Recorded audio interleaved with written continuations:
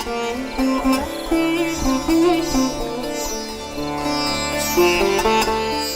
باللہ من الشیطان الرجیم بسم اللہ الرحمن الرحیم وَإِذْ قَالَ رَبُّكَ لِلْمَلَائِكَةِ إِنِّي جَاعِلٌ فِي الْأَرْضِ خلیفہ، اور جب کہا رب نے فرشتوں سے بے شک بھیجنا چاہتا ہوں زمین پر اپنا نائب۔ صدق اللہ العظیم۔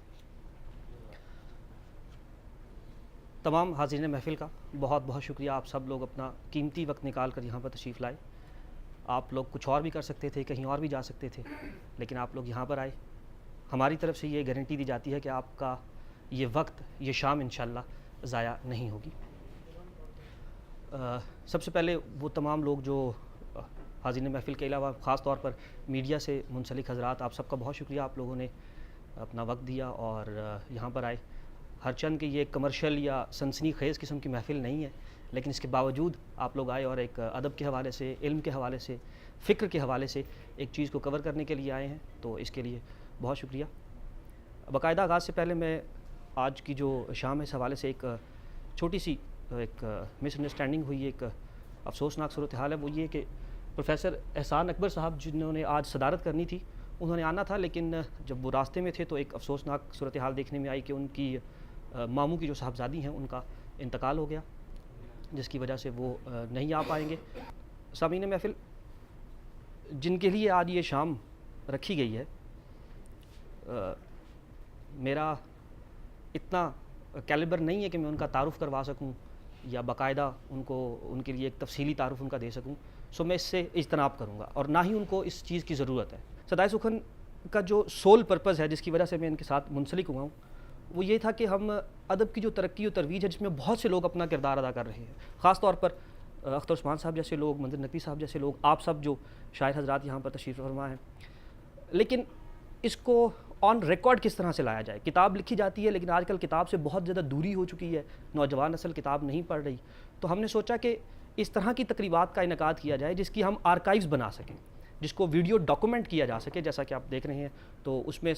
خاص طور پر چینل 6 جو کہ ہمارا میڈیا پارٹنر ہے، میں اس کا شکریہ ادا کرتا ہوں کہ انہوں نے اس چیز کی حامی بھری، اس چیز کا بیڑا اٹھایا کہ وہ اس کو آرکائیوز اس کی بنا رہے ہیں، باقاعدہ ریکارڈ کیا جاتا ہے۔ جو آج 10 شعراء یہاں پر اپنا کلام پیش کریں گے، منتخب شعراء، ان کا جو کلام ہوگا وہ انشاءاللہ ڈاکومنٹ ہوگا، اور سیپریٹلی بھی ڈاکومنٹ ہوگا اور ایک جگہ پہ بھی ڈاکومنٹ ہوگا۔ ہم اس چیز کو میک شور کر رہے ہیں کہ ہم اس کو ڈاکومنٹ کریں، اور جو آنے والی نسلیں ہیں یا جو موجودہ نسل ہے اس تک بحفاظت طور پہ یہ کلام پہنچایا جا سکے۔ آپ لوگ گھبرائیے مت، ایک غیر شاعر آدمی اس مشاعرے کا آغاز نہیں کرے گا، اور اس کے لیے میں گزارش کروں گا جناب ایم اے دوشی صاحب سے کہ وہ آئیں اور باقاعدہ طور پہ اس محفل کا آغاز کریں۔ صاحب سر، آپ کی اجازت سے۔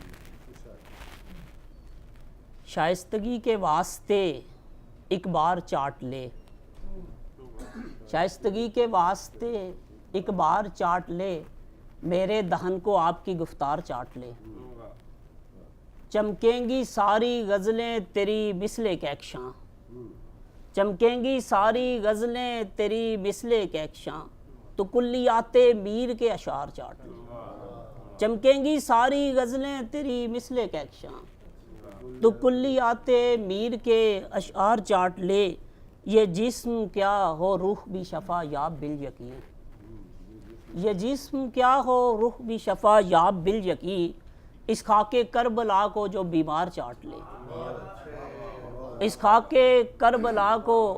جو بیمار چاٹ لے۔ اور شعر دیکھیے گا کہ بدلا ہے دور رہنا ہو زندہ تجھے اگر،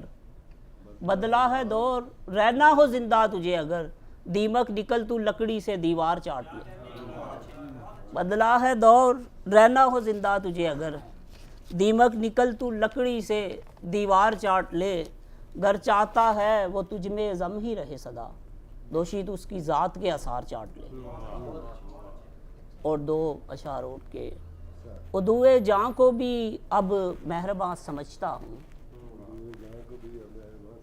ادوئے جاں کو بھی اب مہرباں سمجھتا ہوں، یہ بات سچ ہے مگر میں کہاں سمجھتا ہوں،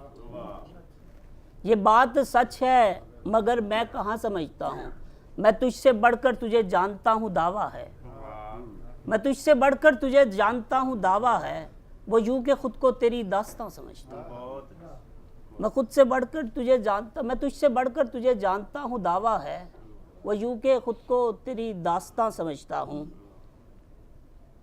وہ آنکھ اشک کی دولت سے مالا مال نہیں، جو آنکھ اشک کی دولت سے مالا مال نہیں، میں ایسی آنکھ کو بس رائے گاہ سمجھتا۔ وہ کہہ رہا تھا سمجھ ہے کوئی محبت کی، وہ کہہ رہا تھا سمجھ ہے کوئی محبت کی، میں بے خیالی میں بولا کہ ہاں سمجھتا ہوں۔